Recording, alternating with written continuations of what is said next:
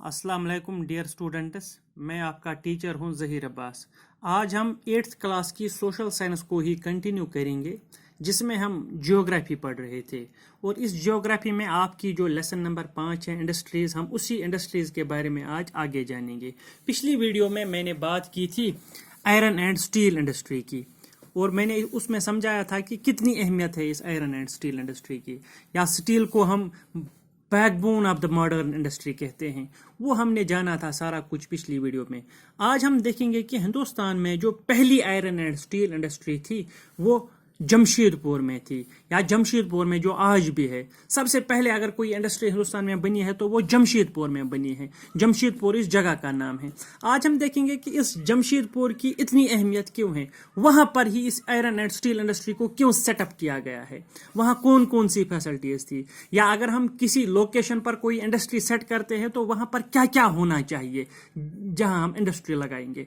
हम जमशेदपुर के बारे में जानेंगे तो उसी से हमें समझ में आ जाएगा कि जमशेदपुर में ही इस इंडस्ट्री को स्टार्ट क्यों किया गया था, बाकी जगहों पर क्यों नहीं किया गया था, यही प्लेस कन्वीनिएंट क्यों थी। 1947 से पहले, यानी कि आज़ादी से पहले, हिंदुस्तान में सिर्फ एक ही इंडस्ट्री थी। पूरे हिंदुस्तान में सिर्फ एक ही इंडस्ट्री थी, और उस इंडस्ट्री का नाम है Tata iron and steel company limited. नाम याद रखना, Tata iron and steel company limited. इसको टिस्को बोलते हैं। T for Tata, I for iron, S for steel, C for company, L for limited. TISCO इसको बोलते हैं, Tata iron and steel company limited. यानी कि एक आयरन एंड स्टील कंपनी जो थी ये 1947 से पहले हिंदुस्तान में थी, और उस वक्त सिर्फ यही एक कंपनी थी हिंदुस्तान में, सिर्फ यही एक फैक्ट्री थी जो कि एक प्राइवेटली ओन्ड कंपनी थी, यानी कि जो कि एक प्राइवेट आदमी की कंपनी थी। यह कंपनी भी गवर्नमेंट की नहीं थी, या ये इंडस्ट्री भी गवर्नमेंट की नहीं थी, बल्कि एक प्राइवेट इंडस्ट्री थी। और आज़ादी के बाद गवर्नमेंट ने कुछ इनिशिएटिव्स लिए और बाकी जगहों पर कुछ स्टील प्लांट्स या स्टील इंडस्ट्रीज खोली गई। लेकिन ये जो टाटा इंडस्ट्री थी ये सबसे पहली इंडस्ट्री थी हिंदुस्तान में। इसकी बुनियाद कब रखी गई थी? इसकी बुनियाद 1907 को रखी गई थी। यानी कि Tata iron and steel industry जो है, या Tata iron and steel company जो है, इसकी शुरुआत कब हुई थी हिंदुस्तान में, या इसको कब बनाया गया था हिंदुस्तान में? 1907 को। ये भी एग्जाम में सवाल आ सकता है कि आप बताइए टाटा इंडस्ट्री लिमिटेड जो थी, टाटा स्टील इंडस्ट्री जो थी, इसकी शुरुआत कब हुई, या ये कब इस्टेब्लिश हो गई? इसका जवाब है 1907, यानी कि 1907 में इस कंपनी की शुरुआत हो गई, इस फैक्ट्री की शुरुआत हो गई। और कहाँ पर इसको लगाया गया? इसको लगाया गया साकची में।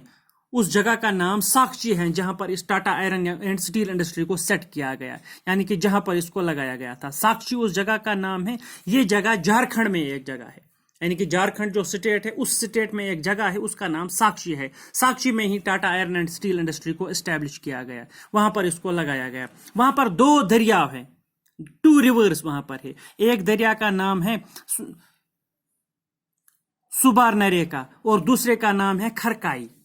यानी कि ये 2 दरिया है। उस साकची जो इलाका है उसमें 2 दरिया है, उससे 2 दरिया गुजरते हैं। एक दरिया का नाम है साबरनरेगा और दूसरे का नाम है खारकाई। उन 2 दरियाओं के बीच में इस इंडस्ट्री को लगाया गया, या उन 2 दरियाओं के पास ही इस इंडस्ट्री को सेट किया गया। और ये जो साकची जगह है, ये जो साकची जगह का नाम था, झारखंड की जगह ये जो साकची थी, इसको बाद में इसका नाम तब्दील किया गया, यानी कि इस इलाके का नाम बाद में तब्दील किया गया और इसका नाम ही रखा गया जमशेदपुर। यानी कि इस इलाके का नाम पहला साकची था जहां इस इंडस्ट्री को सेटअप किया गया, Tata iron and steel industry को। लेकिन बाद में इस जगह का नाम ही तब्दील किया गया, और इसका क्या नाम रखा गया? इसका नाम रखा गया जमशेदपुर। ये जमशेदपुर इसका नाम इसलिए रखा गया क्योंकि जिस आदमी ने इस इंडस्ट्री को वहां लगाया था उसका नाम था जमशेद जी टाटा। यानी कि उसका नाम था जमशेद जी टाटा, यानी कि टाटा के जो मालिक थे उस वक्त, इस Tata iron and steel industry के जो मालिक थे उस वक्त, उसका नाम था जमशेद जी टाटा। जमशेद जी टाटा, उसी के नाम पर इस इलाके, इस साकची का नाम तब्दील किया गया और इसका नाम रखा गया जमशेदपुर। यानी कि पहले इसका नाम साकची था, लेकिन बाद में इसका नाम तब्दील करके जमशेदपुर किया गया।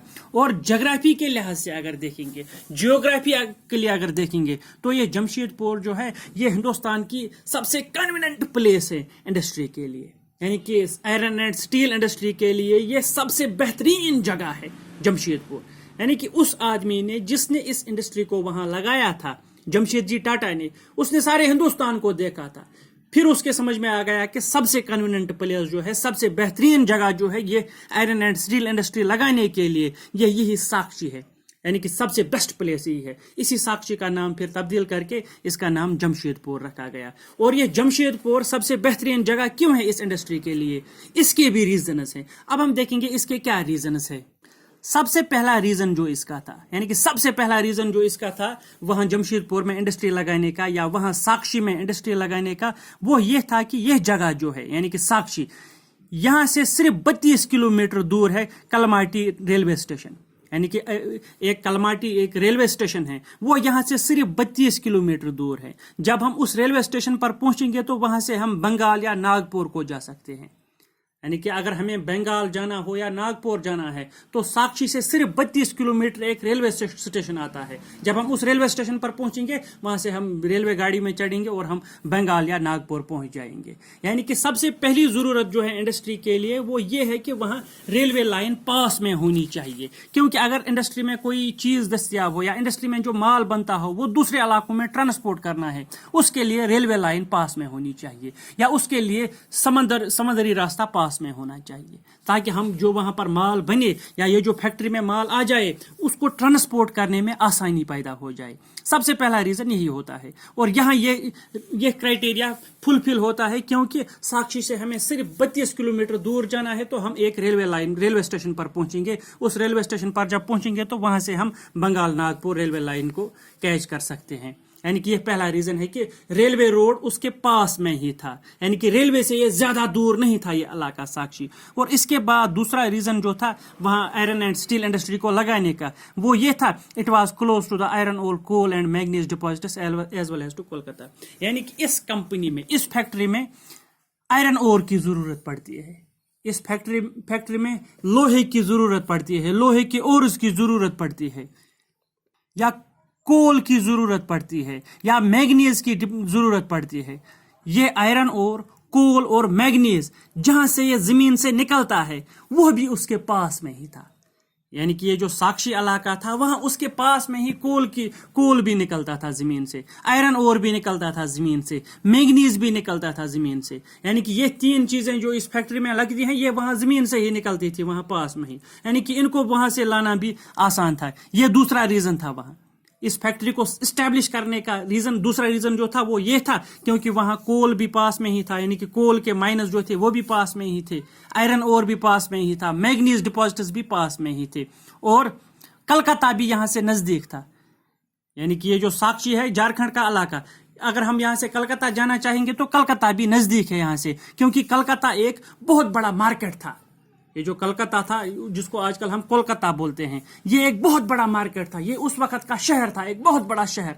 क्योंकि जो भी फैक्ट्री होती है जब उस फैक्ट्री से सामान निकलता है तो उसको शहरों में लिया जाता है, उसके लिए मार्केट होना चाहिए जिस मार्केट में उस सामान को भेजा जा सके, या मार्केट से कोई चीज लानी हो तो मार्केट पास में अगर हो तो उससे फायदा आता है फैक्ट्री को। यानी कि कोलकाता का मार्केट भी इसके पास में ही था। ये भी तीसरा रीजन था। यानी कि पहला रीजन रेलवे लाइन पास में थी, दूसरा रीजन वहां से कोल भी निकलता था, आयरन ओर भी निकलता था और मैग्नीज भी निकलता था, और तीसरा रीजन कलकत्ता का मार्केट इसके पास में था, कलकत्ता का मार्केट इसके नजदीक था। और ये जो टिस्को है यानी कि Tata iron and steel industries gets coal from Jharia coal fields, वहां पर जो कोल फील्ड्स हैं इसी झारखंड में, उस कोल फील्ड को हम जारिया कोल फील्ड्स कहते हैं, और वहीं से ये कोल हासिल करते थे, और आयरन और भी वहीं से मिलता था। लाइमस्टोन यानी कि चूना जो लगता है वो भी वहीं पास में ही निकलता था। डोलोमाइट जो एक मिनरल है जो स्टील के लिए दरकार आता है वो भी वहीं पर निकलता था। और मैग्नीज जो था वो वहां उड़ीसा और छत्तीसगढ़ जो इसके पास में थे वहां से ये मिनरल्स निकलते थे।